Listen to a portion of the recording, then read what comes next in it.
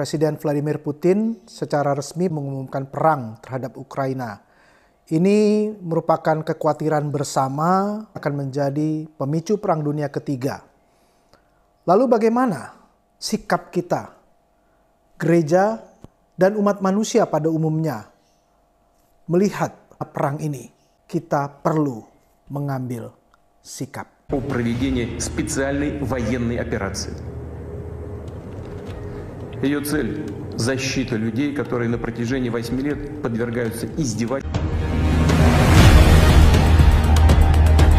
Pernyataan pemimpin Rusia Vladimir Putin mengapa harus melakukan perang adalah mengambil logika yang dikatakan oleh seorang penulis militer Romawi bernama Publius Flavius Vegetus Renatus yang ungkapannya adalah civis pacem para bellum, yang bermakna kalau mau berdamai kita harus berperang.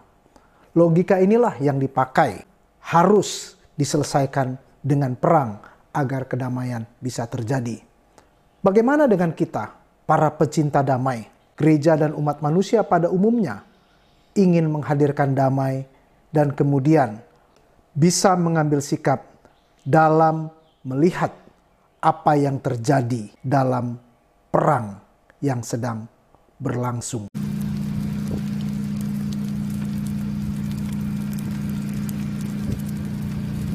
Berbahagialah orang yang membawa damai karena mereka akan disebut anak-anak Allah. Kita mau disebut sebagai anak-anak Allah.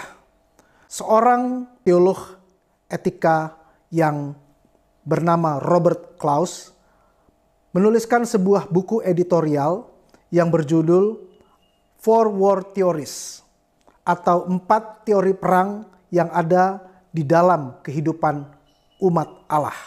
Ada pilihan-pilihan ketika kita harus bersikap terhadap perang sebagai gereja dan sebagai umat manusia pencinta damai. Teori yang pertama adalah mereka yang menafsirkan bahwa perang haruslah menjadi bagian dari pasifisme.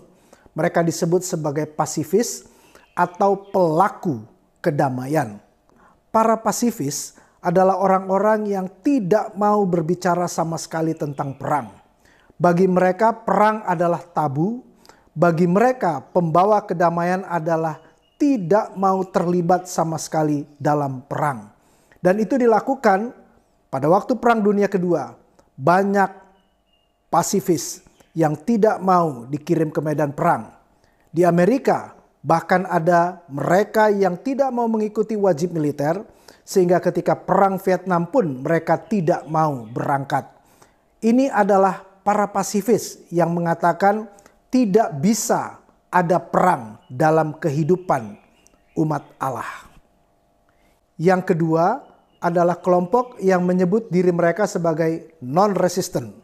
Non-resistant ini adalah orang-orang yang berusaha memisahkan antara peran gereja dan peran negara secara sangat jelas. Tugas negara adalah berperang, tapi tugas gereja tidak bisa berperang sama sekali. Atau paling tidak, kalaupun mereka tidak suka akan keadilan yang terjadi sehingga perang harus terjadi, mereka tidak akan terlibat. Mereka tidak akan terlibat dalam memanggul senjata. Mereka tidak akan terlibat dalam tanda kutip menyerang orang lain. Sebuah film yang luar biasa bagus bernama Hacksaw Ridge adalah kisah tentang seorang non-resistant yang dalam Perang Dunia Kedua tidak mau membawa senjata, tetapi kemudian melakukan tugas sebagai anggota kesehatan militer, membantu tanpa membawa senjata apapun. Non-resistan adalah orang-orang yang tidak mau terlibat perang, kalaupun terlibat tidak akan membunuh, tidak akan melakukan tindakan kekerasan. Teori yang ketiga adalah teori yang sudah dikenal sejak zaman Agustinus pada abad ke-5 Masehi, yaitu just war atau dikenal dengan teori perang berkeadilan. Orang bisa berperang kalau itu untuk menghadirkan keadilan.